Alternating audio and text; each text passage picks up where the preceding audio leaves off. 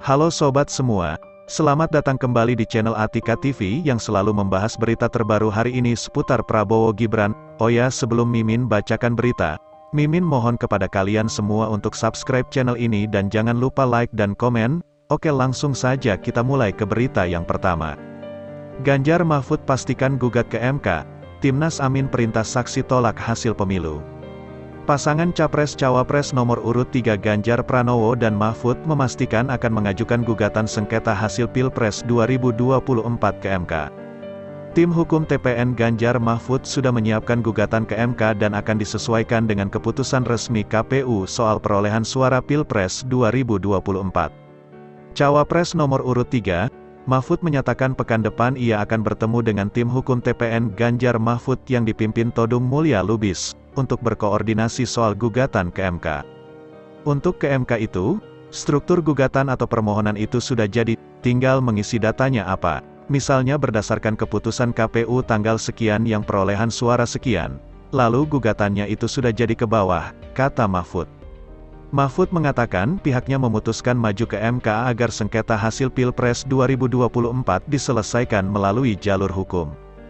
Kalau betul memang hasil seperti yang ada penghitungan sementara, kita nanti akan kalenge secara hukum agar ini selesai secara hukum juga, agar tidak menimbulkan isu yang menyebabkan cacat hukum atau tercederainya hukum, katanya. Selain jalur hukum di MK, kata Mahfud, partai pengusung Ganjar Mahfud di parlemen, yakni PDIP dan P3 juga terbuka kemungkinan mengambil langkah politik dengan mengajukan hak angket dugaan kecurangan pemilu 2024. Mahfud mengetahui hal tersebut setelah rutin berkomunikasi dengan Ketua Umum PDIP Megawati Soekarnoputri dan Ganjar. Satu jalur hukum, itu saya yang mengkoordinasi pada tingkat pasangan calon.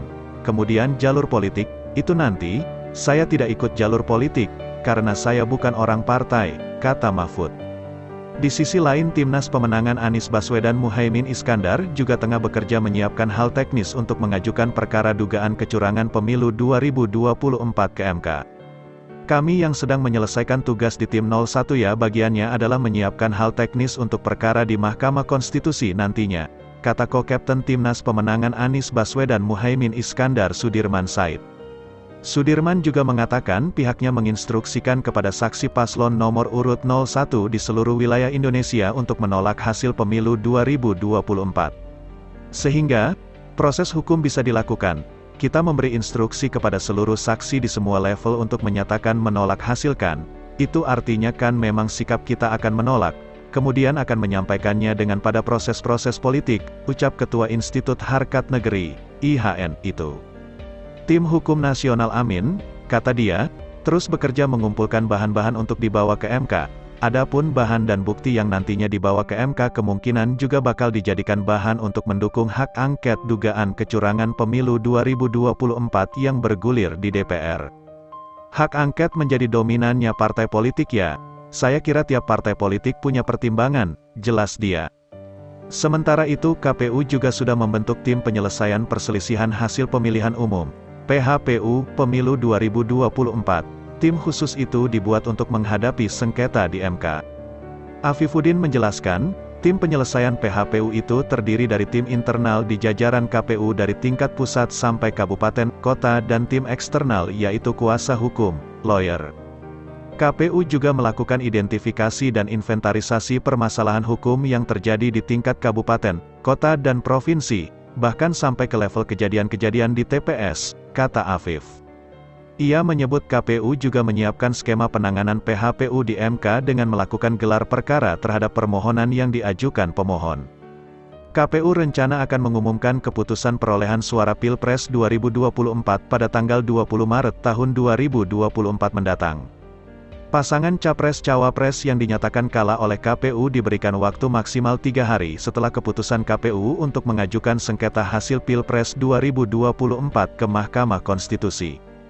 Sejauh ini, berdasar hasil hitung cepat atau quick count sejumlah lembaga survei, Prabowo Gibran dinyatakan unggul jauh dari Anies Muhaimin dan Ganjar Mahfud secara nasional.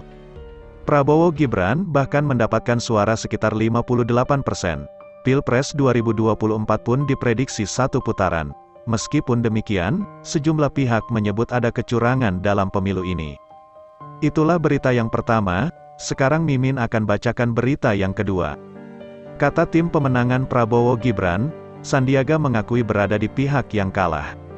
Sandiaga Uno mengatakan sebagai pihak yang kalah tidak mau berandai-andai soal kemungkinan merapat ke pemerintahan Prabowo Gibran jika pasangan itu sudah ditetapkan sebagai pemenang Pilpres 2024. Wakil Sekretaris TKN Prabowo Gibran, Saleh Partaunan Daulay, mengaku sangat senang jika Sandiaga masih berharap pemerintahan ke depan akan jadi pemerintahan yang kuat. Saleh mengatakan Sandiaga mengakui berada di pihak yang kalah. Karena itulah, kata Saleh, pihak yang kalah harus menunggu apa yang nantinya diputuskan oleh Prabowo Gibran ke depan. Saleh mengatakan sejatinya Sandiaga tidak harus menjadi anggota kabinet untuk berjuang bersama Prabowo. Kata Saleh, Sandiaga bisa mencoba posisi yang lain seperti mengembangkan dunia usaha untuk menciptakan lapangan kerja. Sebetulnya tidak mesti harus menjadi anggota kabinet, jadi sebagai anak bangsa, pada posisi manapun yang bisa kita lakukan untuk berkontribusi yang tentu sangat baik juga. Jadi Pak Sandi tidak mesti harus jadi anggota kabinet untuk berjuang bersama dengan Pak Prabowo, bisa juga melalui jalur yang lain, kata Saleh.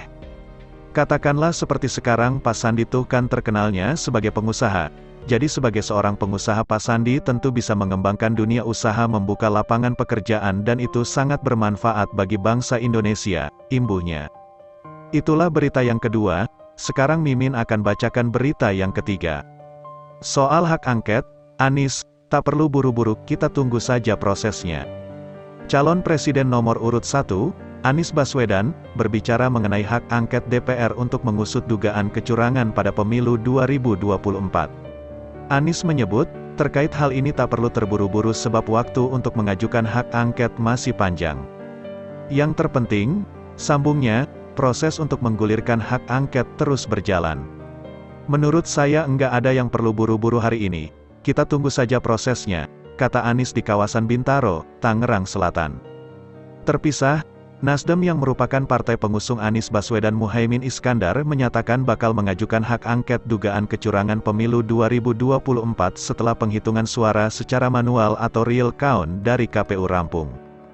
Kita akan melaksanakan hak angket tetapi kita masih menunggu real count, Ketua DPP Partai Nasdem, Irma Suryani Chaniago, saat ditemui di Universitas Indonesia, Depok, Jawa Barat, Jumat. Menurut Irma, hal ini penting untuk melihat apa saja dugaan kecurangan pemilu yang ditemukan. Kan kalau kita melakukan hak angket tanpa real count kan enggak benar, apa yang mau kita angkat? Kalau real count-nya sendiri belum keluar jadi kecurangan-kecurangan itu belum terbukti, ujarnya. Ia menegaskan bahwa hak angket diajukan guna mengawasi pelaksanaan undang-undang yang dijalankan pemerintah. Karena memang itu haknya DPR untuk melakukan penyelidikan terkait apakah benar ada pelanggaran dari pemerintah dalam pelaksanaan undang-undang, ucapnya. Oleh sebab itu, Irma meminta semua pihak agar tidak perlu khawatir terhadap wacana penggunaan hak angket ini.